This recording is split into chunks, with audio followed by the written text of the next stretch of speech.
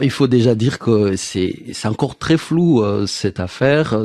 Les sources au sein de la FCM23 parlent d'une séquence, une opération qui serait partie de Katoï, on est dans les territoires de Massissi, vers Roubaïa, et c'est dans cette séquence-là où il y avait notamment le colonel Willy Ngoma et d'autres officiers de la FCM23. Ils se sont retrouvés dans cette situation-là avec des attaques de drones qui seraient pilotées par les forces armées de la République démocratique du Congo. À ce stade, on ne sait pas avec précision, à part Willy Ngoma, qui d'autre a été tué. Plusieurs sources parlent de 9 morts, d'autres parlent de 7 morts.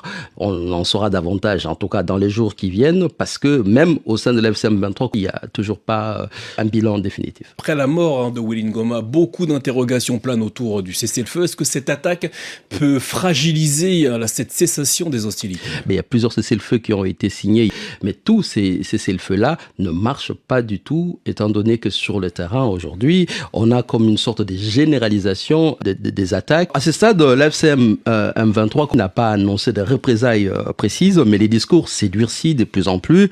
On sait que Bertrand Bisimwa, qui est le président du M23 et coordonnateur adjoint de l'FCM 23, qui a pris la parole en accusant Kinshasa d'avoir fait le choix assumé de l'option militaire et parle d'une offensive généralisée sur le terrain. Les mouvements disent aussi qu'une communication officielle est en préparation et qu'il pourrait d'ailleurs préciser d'éventuelles suites opérationnelles.